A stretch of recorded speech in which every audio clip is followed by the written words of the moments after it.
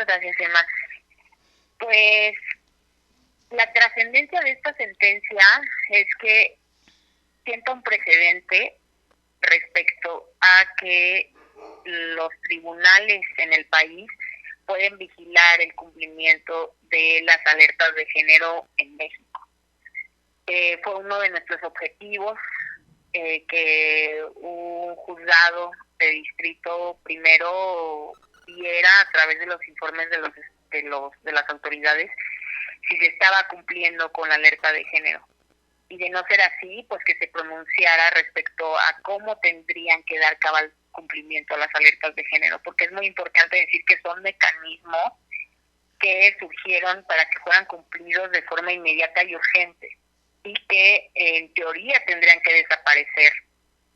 Pero no fue así, no se cumplió con la inmediatez que dice la propia ley, sino que han pasado ya más de 4 años y las autoridades no han hecho nada. Entonces, el que ahora entre a observar ese cumplimiento un juzgado de distrito, pues ya provoca que vayan a tener que cumplir de forma vigilada por un juzgado las autoridades, porque claro, si no cumplen hay sanciones, y eso también permite la transparencia, porque vamos a poder ver las personas que estemos vigilando ese cumplimiento, pues toda la información que estén proporcionando sobre el cumplimiento, y eso nos va a dar la pauta para saber qué están haciendo, qué no están haciendo, y creo que pues es un ejercicio ciudadano de rendición de cuentas y que justamente pues viene a ser un contrapeso para las autoridades administrativas de vigilancia por un juzgado. Y sí es súper trascendental porque es la primera sentencia en el país que tiene que ver con que se ordene el cumplimiento de las alertas de género. No hay algún precedente en ese sentido. ¿En qué se traduce la indolencia de las autoridades en estos más de 4 años, Raquel? ¿En muertes? ¿En qué? ¿Cómo se palpa eso? Pues se declaró la alerta de género, Emma, pues porque justamente había una violencia sistemática en contra de las mujeres, específicamente una violencia feminicida. Entonces, evidentemente, si las medidas que se crearon por un grupo de expertas y de expertos para la reducción de esa violencia no se cumplen, pues seguimos viendo esas formas violentas de muerte de las mujeres.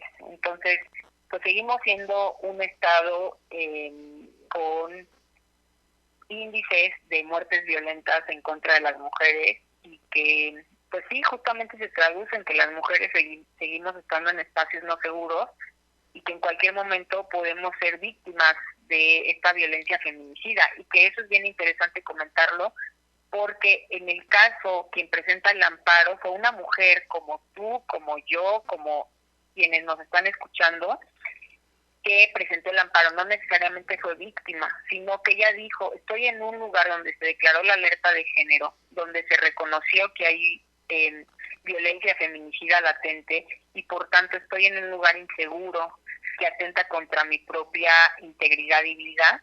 Entonces, pues la jueza reconoció que sí, que ella podía ser víctima de esa violencia feminicida, la mujer que solicitó el amparo. Hacia allá iba precisamente, Raquel. O sea, todo empieza con ese acompañamiento que ustedes como Renace le dan a esta inquietud, a esta preocupación de esta mujer. Sí, justamente fue una estrategia, porque como organización pues nos dimos cuenta que no se estaba cumpliendo la alerta de género a partir del último informe del grupo interdisciplinario que da seguimiento al cumplimiento de la declaratoria, y también a partir de solicitudes de información pública que hicimos llegar a distintas dependencias como la Fiscalía del Estado, el Instituto de las Mujeres, que nos permitieron ver que no se estaba cumpliendo.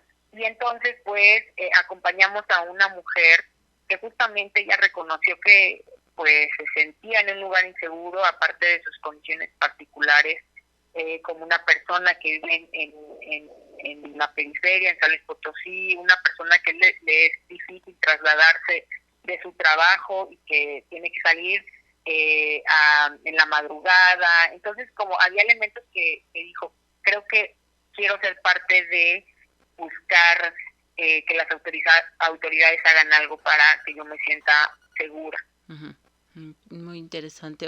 Por último, te preguntaría, ¿qué hay más allá de la alerta de género, Raquel? O sea, si esto no funciona, ¿qué otra herramienta tenemos como mujeres, como sociedad, para que la violencia pues se combata? O sea, la alerta de género es como, digamos, el límite, el tope a donde podemos llegar, o cómo lo podemos interpretar. Esto es bien interesante, ¿no? Porque también parte de nuestro trabajo que estaremos haciendo con el posgrado de Derecho y con otras aliadas que le daremos seguimiento a esta sentencia y al cumplimiento en sí mismo de la declaratoria, pues es lo que queremos es evaluar justamente cómo las declaratorias de alerta de género estarían permitiendo la reducción de esa violencia. En teoría, pues se creó este mecanismo para justamente se garantizara el derecho a una vida libre de violencia de las mujeres, pero creo que también es importante evaluar si las alertas de género en el país están funcionando para esa reducción de la violencia. Si no, tendríamos que girar el timón para buscar otras alternativas. Y creo que este trabajo también nos sirve para eso, para, pues uno, que se cumpla el tema de la alerta, analizar si ese cumplimiento de la alerta está haciendo la reducción que se busca en un inicio de la violencia feminicida o de otras violaciones a derechos humanos en contra de las mujeres. Y si no es así, pues a partir de este trabajo que vamos a estar haciendo desde Renace con otras aliadas mujeres expertas, pues también proponer otras políticas u otras acciones en el caso de que la alerta no sea suficiente. Bien, gracias, Raquel. ¿Qué decirle a otros estados que también tienen alerta de género o que están en la búsqueda de una alerta de género, caso Guanajuato o caso Estado de México, que la tienen también pero que evidentemente no ha funcionado? ¿Qué decirles? ¿Que tomen este mismo camino? ¿Qué sería? Yo creo que el camino de la judicialización es uno de los tantos, pero creo que nos permite este camino que haya una vigilancia vinculante de otro poder que se vuelve en contrapeso. Entonces creo que es muy valiosa. Yo diría que hay que utilizar estos mecanismos, hay que buscar a las juezas y a los jueces que son por excelencia quienes tienen que procurar que las autoridades en el país cumplan con la garantía de los derechos humanos. Entonces hay que utilizar este y otros mecanismos de incidencia política. Este es uno de los tantos que hay.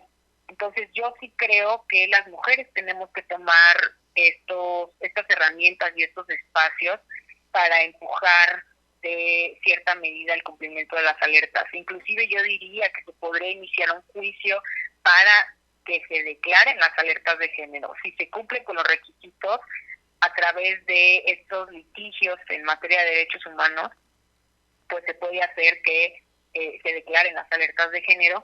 Y pues para aquellos estados en los que no estamos viendo un cumplimiento, creo que llevarlo a los litigios también es otra de las alternativas para ver qué se está haciendo y qué no.